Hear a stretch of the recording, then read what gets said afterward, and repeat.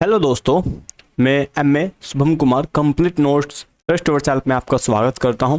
तो आज हम पढ़ने वाले हैं जीके और जीएस की क्लास। तो जीके जीएस की क्लास में हम पढ़ने से पहले मैं आपको बता दूं, अगर आप किसी भी कंपटीशन की तैयारी कर रहे हो, यूपीएससी से लेकर के अगर आप लेखपाल, पटवारी, हेड कांस्टेबल, पुलिस या एसएससी या रेलवे, किसी की भी अगर आप तैयारी कर रहे हो तो ये आपके लिए वीडियो काफ़ी सफिशेंट होने वाला है।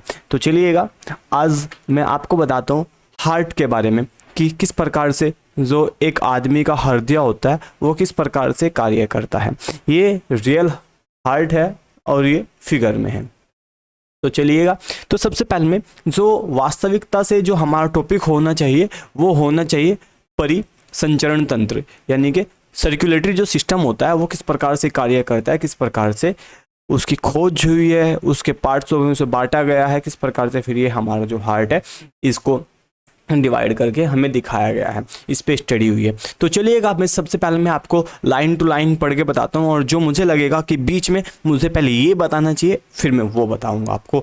मैं उम्मीद करता हूँ अपनी इस आज की वीडियो के माध्यम से आप हार्ट को इतने अच्छे से समझ पाएंगे कि आप जिंदगी में फिर कभी दोबारा इसे भूल नहीं पाएंगे। तो चलिएगा, चलते हैं। तो मैं आपको बता दूं, जैसे कि हमारे जो रक्त परिसंचरण है कि जो खोज की गई थी 1628 ईस्वी में विलियम हार्वे द्वारा की गई थी। तो सबसे पहले में आपको ये क्वेश्चन याद रखना है कि इसकी खोज जो की गई थी किसके द्वारा की गई थी, विलियम हार्वे द्वारा इसकी खोज की गई थी। अब जो इसके अंतर्गत है, इसके अंतर्गत जो हार्ट है हमारा, उसको हमें कितने भागों में बांटा है, या रक्त परिसंचरण को हमने कितने भागों में भागा है, तो बांटा गया हमारा 4 भागों में। सबसे पहला जो बात करते हैं तो बात करते हैं हार्ट की, फिर आर्टरीज की, और फिर वेन्स की, और फिर ब्लड की बात करते हैं। तो इन सारे के साथ साथ में अब हम जो इसका मेन टॉपिक है आज का हमारा हार्ट, अब हम हार्ट की ओर चलते हैं और इसको पूरा पढ़ने की कोशिश करते हैं।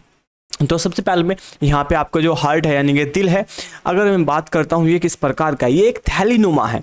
आखिरकार ये जो है एक थैलीनुमा है, और जो इसके अंदर जो भरा हुआ पार्ट्स है, यानी कि ये जो हृदय आवरण लिखा हुआ है, ये पेरिकार्डियम, ये सारा का सारा जो पिंक कलर का आपको दिख रहा है, ये सारा पेरिकार्डियम है, जो कि हृदय को बाह्य घातों से क्या करता है, सुरक्षित रखने का कार्य करता है। अगर मैं बात करता हूँ जो इसका वेट होता है, इसका जो वेट होता है 300 ग्राम के आसपास इसका वेट होता है, और ये शरीर का सबसे व्यस्त अंग होता है। क्यों सबसे व्यस्त अंग? क्योंकि ये आदमी के जन्म से लेकर के और मृत्यु तक ये लगातार चलता रहता है, और मृत्यु के बाद जब आदमी की मृत्यु हो जाता है तब ये शांत हो जाता है। अर्थात हम कह सकते हैं कि यही वो अंग है शरीर का जो सबसे ज़्यादा कार्य हमारे लिए करता है। अगर मैं बात करता हूँ, अगर मैं अगली लाइन की बात करता हूँ यहाँ से, तो जो मानव शरीर का जो हृदय है उसको कितने भागों में बांटा गया है। तो ये यानी कि कभी कभी क्वेश्चन पूछ लिया जाता है कि बताओ हृदय को कितने चैम्बर्स में बांटा गया है, तो हृदय को बांटा गया है 4 चैम्बर्स में। तो आइए चलते हैं, वो 4 चैम्बर कौन कौन से हैं। सबसे पहले मैं आपको वो बताता हूँ। हमारा chamber number 1, chamber number 2, chamber number 3 और चैम्बर नंबर 4। इस प्रकार से हमारा जो हार्ट है उसको 4 भागों में क्या गया है, डिवाइडेड किया हुआ है। अब ये जो डिवाइड करने का कार्य है वो भी इसने अलग अलग नाम से डिवाइड किया हुआ है। तो चलिएगा, तो सबसे पहले में यहाँ पे जो इसका पहला भाग है, यानी कि जो अगर मैं बात करता हूँ आदमी के शरीर के बारे में, तो ये अगर आदमी का शरीर है तो ये बीच में रीढ़ की हड्डी हो गई हमारी, यहाँ से लेके नीचे तक, और फिर हिमा छाती हो गई। तो ये अगर मैं बात करता हूँ, ये अगर एक पूरी सीधी लाइन खींच दी जाए तो हमारा जो हार्ट है वास्तव में थोड़ा सा किस साइड में, लेफ्ट हैंड की साइड में थोड़ा ज़्यादा है। तो लेफ्ट हैंड की साइड में जब थोड़ा ज़्यादा है हमारा, और ये राइट हैंड की साइड में कम है, तो इसी तरीके से अब हमने इसको राइट और लेफ्ट नाम में डिवाइडेड कर दिया है। तो चलिएगा, अब मैं आपको थोड़ा सा और बताने की कोशिश करता हूं। तो सबसे पहले में यहाँ पे लिखा हुआ है दाया अलिंद। दाया अलिंद यानी कि दाया ऑर्टिकल्स। अगर दाया ऑर्टिकल्स को हम बात करते हैं तो दाया ऑर्टिकल्स या यहाँ से राइट आर्टियम लिखा हुआ है, ये बात एक ही है। यहाँ से क्या है, ये बात एक ही है। तो पहला नाम यहाँ से राइट आर्टियम। अगर मैं बात करता हूँ फिर इसी तरीके से चैम्बर नंबर अगर 3 की बात करता हूँ तो ये राइट आर्टियम, यहाँ पे लेफ्ट ऑर्टियम हो गया। और फिर ये अगर मैं तीसरे की बात करता हूँ, यानी कि फिर से राइट की साइड में आता हूँ, तो राइट की साइड में राइट वेंटिकुलर है। राइट वेंटिकुलर के साथ साथ में बराबर में ही जस्ट इसके जो चैम्बर है नंबर 4 का, वो है लेफ्ट वेंटिकुलर। अगर बात करता हूँ मैं इसी तरीके से आगे चल के, यानी कि हम बात कर सकते हैं कि हमने जो हार्ट है हमारा वो हमने 4 भागों में जो किया हुआ है, डिवाइडेड किया हुआ है। तो ये फिर से बात करता हूँ मैं तो राइट आर्टियम और लेफ्ट आर्टियम, राइट वेंट्रिकुलर और लेफ्ट वेंट्रिकुलर, इन 4 भागों में हमारा क्या है, हार्ट बटा हुआ है। अगर मैं बात करता हूं आगे, तो ये है दाया अलिंद। इनको, इस बात को समझाने से पहले मैं आपको थोड़ा सा और अच्छे से डिटेल में बताने की कोशिश करता हूं कि आखिरकार ये लाइन आई कहां से है। जस्ट अगर ये बात करता हूं मैं, तो ये हमारी जो लाइन है वो है सुपीरियर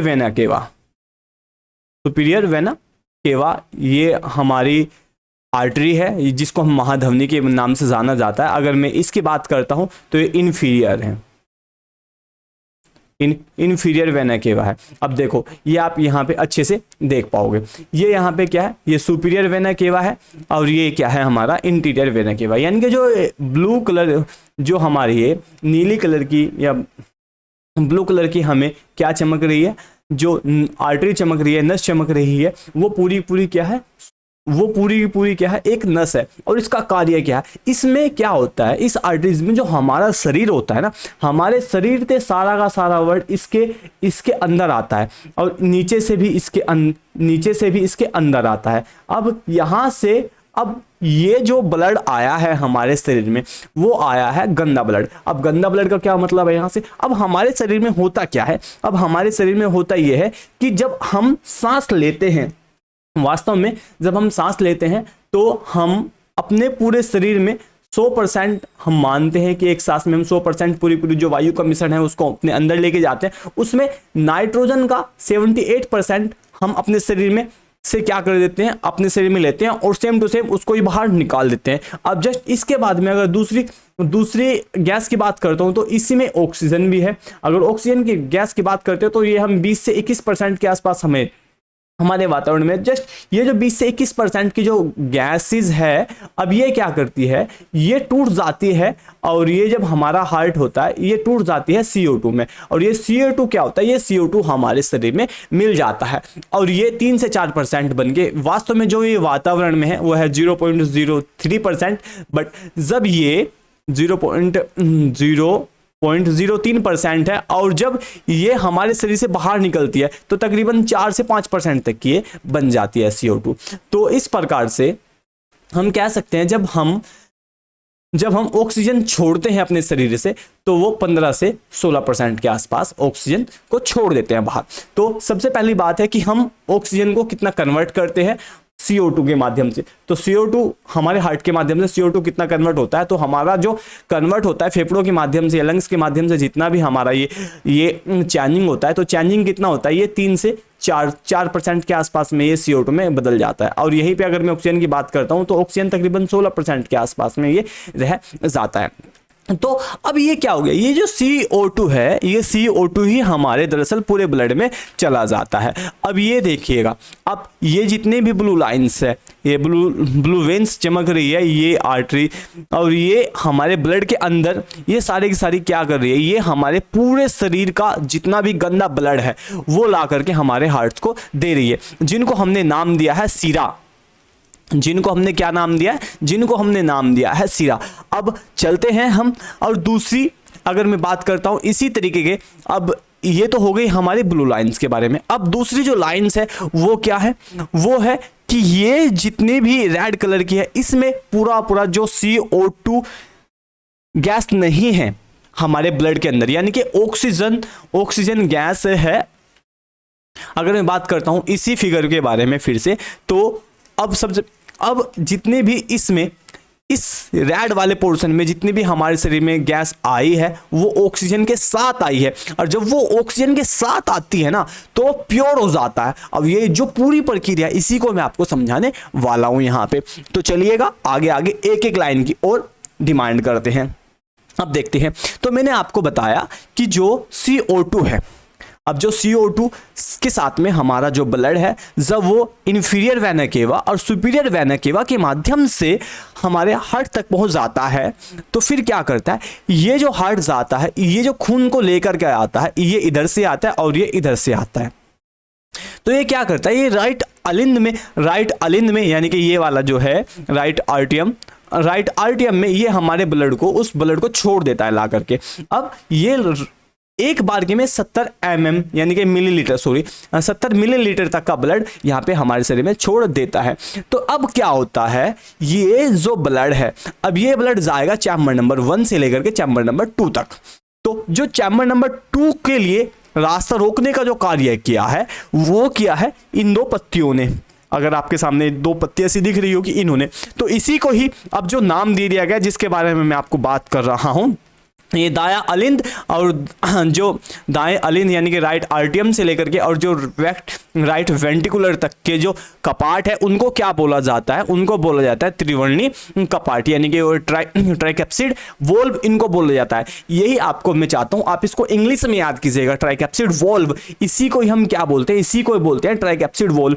अब यहां से जो CO2 युक्त हमारा क्या है ब्लड है, वो जब राइट आर्टियम से लेकर के राइट वेंटिकुलर तक जाता है। अब इसको शुद्ध भी होना है। अब जब ये शुद्ध होगा तो ये जाएगा हमारा इस वाली लाइन में, यानी कि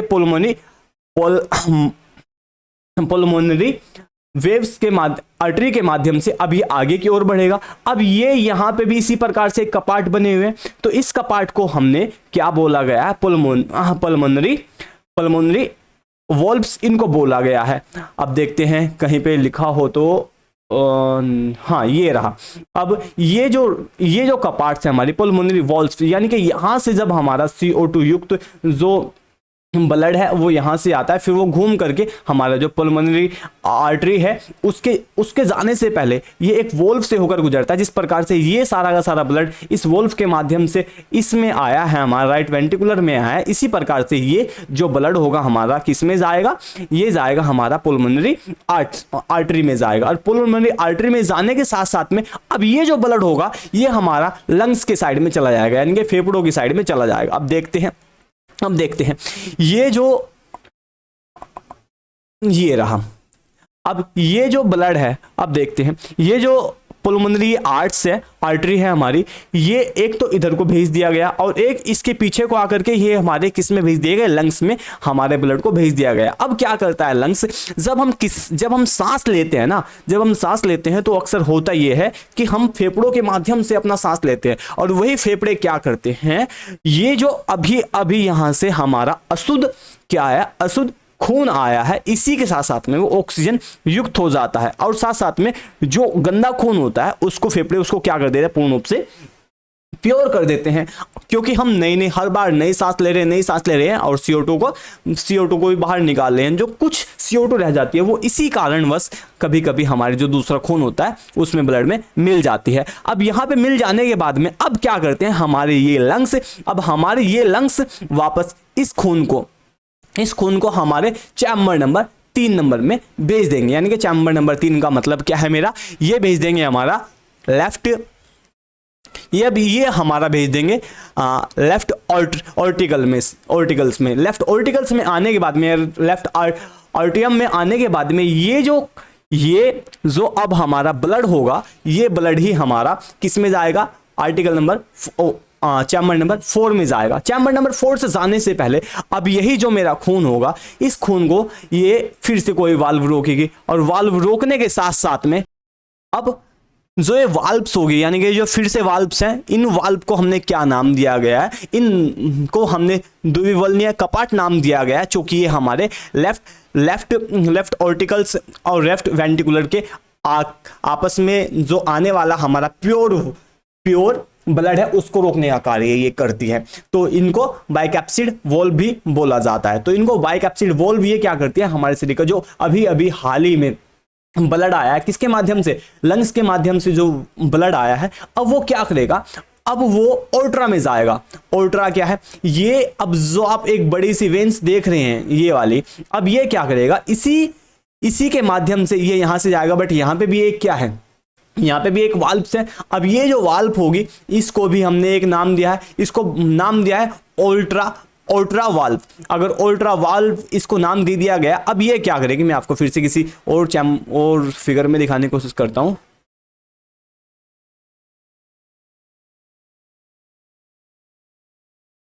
नहीं है। अब ये क्या होगा, अब ये क्या होगा, ये जो ब्लड होगा हमारे ये ओल्ट्रा में पहुंच जाएगा, और ओल्ट्रा में जाने के बाद में अब ये ही जो ओल्ट्रा होता है, ये जो ओल्ट्रा होता है यानी कि ये वाली जो वेन्स है हमारी, ये कौन सी, किसको क्या कहा गया है, हमने इसको ओल्ट्रा कहा गया। और यही जो ओल्ट्रा होता है ये पूरे शरीर के लिए अब हमारे जो ब्लड होता है उसको क्या कर देता है, घुमा देता है, और बस ताकि जो अब हमारे शरीर में जो अशुद्ध रक्त है उसको वो प्योर कर सके और हम अपने जीवन को आगे की ओर यापन कर सके। तो चलिएगा, मैंने आपको पूरा ब्लड समझाने की बहुत कोशिश की है। अब जो इसके कुछ और दूसरे फैक्ट हैं उनकी ओर को एक बार फिर से नजर डालते हैं। तो चलिएगा, अब बात करते हैं शरीर से, ये लाइन मैंने आपको पहले ही बता दी थी, जो शरीर से हार्ट की ओर जो भी रक्त वाहिनी का होते हैं उसको किस नाम से जाना जाता है, उसको वेन के नाम से जाना जाता है। तो इसको क्या बोला गया, इसको बोला गया सिरा। तो सिरा में मैंने आपको बताया ये क्या है, सुपीरियर वेन केवा और इन्फीरियर वेन केवा, ये हमारी क्या है, वेन्स है। आगे चलता हूं तो मैं आपको बता दूं, ये सब कुछ मैं आपको पढ़ा चुका हूं, यानी कि सिरा से जो अशुद्ध रक्त होता है वो CO2 के माध्यम से होता है। चलो ये भी हो गया। पुलमोनरी सिरा फेफड़े से बाएं जो अलिंद में होता है, ये भी मैं आपको पढ़ा चुका हूं, यानी कि ये वाले जो आर्ट्स होते हैं यहां से, और मैं आपको, और ये सब चीज मैं आपको ऑलमोस्ट फिगर के माध्यम से बता चुका हूं, जितना भी ये है मेरा। अगर मैं बात करता हूं यहां से एक ये वाली लाइन को, मैं अगर हृदय से जो शरीर की और जो भी हमारे रक्त होता है उसको कौन लेके जाता है, उसको लेके जाता है हमारी धमनी, ये आर्टरी होती है। अब जितनी भी सिराएं वो हमारे शरीर को हमारे शरीर की ओर लेके जाती है हार्ट से, तो उसको क्या बोला जाता है, आर्टरी बोला जाता है। और जो शरीर से हार्ट की ओर आती है उनको क्या बोला जाता है, उनको बोला जाता है वेन। ये काफी इंपॉर्टेंट है, और बस इसमें ज्यादा और कुछ नहीं है, ये मैं आपको पढ़ा चुका हूं, ये मैं आपको बता चुका हूं। ये देख लीजिए, हृदय की मांसपेशियों को रक्त पहुंचाने वाली वाहिनियों को कोरोनरी धमनी कहते हैं, और इसी प्रकार से इसमें किसी प्रकार की रुकावट होने पर क्या हार्ट अटैक हमारा हो जाता है। तो ये कौन सी वाली आर्टरी है, हमारी कोरोनरी आर्टरी है। अगर मैं बात करता हूँ, ये मैं आपको कई बार समझा चुका हूँ किस प्रकार से हमारा हार्ट कार्य करता है, चैम्बर नंबर 1 से लेकर चैम्बर नंबर 2, फिर ये पुलमोनी आर्ट से लेकर के लंग्स तक, फिर लंग्स से लेकर के ये हमारा फिर से वापस आता है, यानी कि चैम्बर नंबर 3 और चैम्बर नंबर 5, और फिर ये आर्टरा में पहुंच जाता है। अगर मैं बात करता हूं आगे, तो अब जब हमारा हृदय एक बार से 2 बार क्या होता है, एक बार तो स्वीकारता है और एक बार फैलता है, इसी को ही हम हार्ट बीट कहते हैं, और ये 1 मिनट में तकरीबन 72 बार हो जाता है। और ये मैंने आपको शुरुआत में बता दिया था कितने मिलीलीटर पंप करता है हमारा हार्ट, एक बार के में 70 mm करता है। हाँ, और ये इसका बीपी, जो सामान्य मनुष्य होता है उनका जो बीपी होता है 70 से 80, 120 से लेकर के 80 mgh, ये आपको याद रखना है। और ये याद रखना है आपको कि रक्त मापने वाले जो यंत्र होते हैं इसको सिर्फ स्फिग्नो मैनोमीटर कहा जाता है। और जो हमारे शरीर को नियंत्रित यानी कि धड़कन को नियंत्रित रखता है वो कौन सा हार्मोन्स होता है, थायरॉक्सिन और एडिनिल जो होता है वो होता है। और ये ऑलमोस्ट मैं आपको पढ़ा चुका हूँ। अगर रक्त में उपस्थित जो CO2 होता है तो उसमें pH का जो मान, pH को कम करके हृदय की गति को बढ़ाया जा सकता है। यह उसके जो हमारा जो एसिडिटी और जो बेस होता है उसकी गति को क्या करते हैं, वो बढ़ाते और कम करते हैं। तो आई होप मेरी ये वीडियो आपको काफ़ी अच्छी लगी होगी। अगर आपको ये मेरी वीडियो अच्छी लगी हो तो इसे लाइक करना, सब्सक्राइब करना, और मैं जल्दी आपको मिलता हूँ अपनी नई वीडियो के साथ में। Thank you class.